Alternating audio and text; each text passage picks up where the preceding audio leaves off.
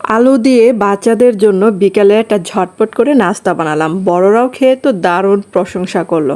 আসসালামু আলাইকুম সবাইকে, কেমন আছেন সবাই? আশা করি ভালো আছেন। আলহামদুলিল্লাহ, আমিও ভালো আছি।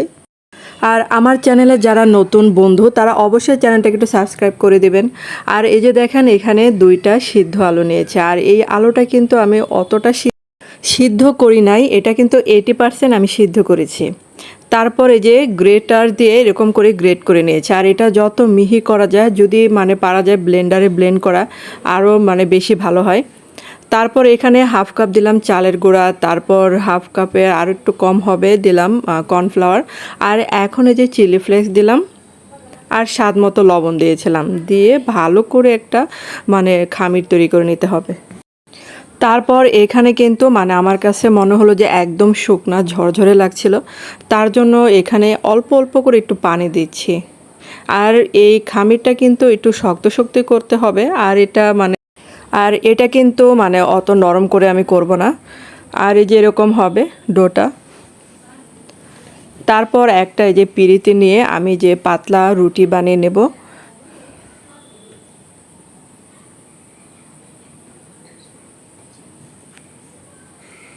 তারপর এখানে কিন্তু আমি একটু আটা নিয়েছিলাম যাতে লেগে না যায় পিঁড়িতে।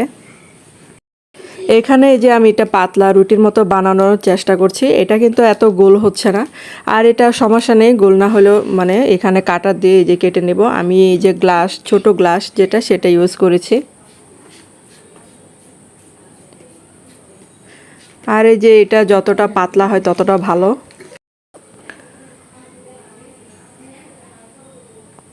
তো আমি আরও কয়েকটা বানিয়ে নিচ্ছি।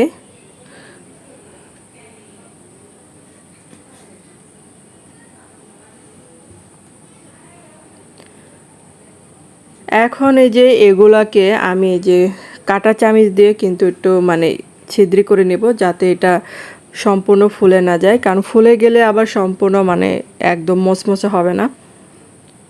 আর সবগুলো এরকম কাঁটা চামিচ দিয়ে আমি একটু ছিদ্রি করে নেব।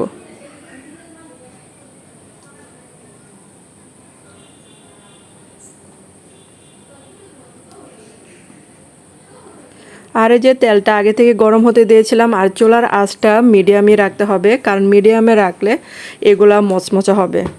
তো বাচ্চারা যখন ঝটপট আবদার করবে বিকালের নাস্তায়, তো এটা বানিয়ে দিতে পারেন।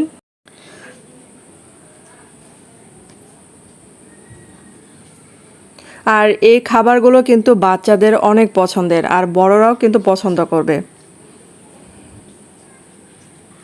আর এগুলাকে আমি কিন্তু একটু হালকা বাদামি করে ভেজে নেব।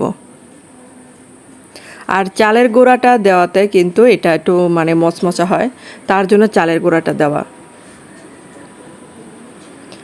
এখন দেখেন এই যে 2 সাইডই হয়ে গেছে। তো এখন এই যে চুলা থেকে নামিয়ে ফেলছি।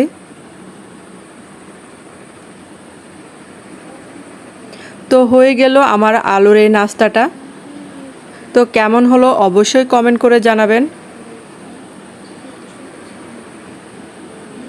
আর ফেসবুকে এই ভিডিওটা দেখে থাকলে অবশ্যই ভিডিওটা শেয়ার করবেন। তো ধন্যবাদ সবাইকে এতক্ষণ আমার ভিডিওটা দেখার জন্য। ভালো থাকবেন, সুস্থ থাকবেন। দেখা হবে পরবর্তী ভিডিওতে।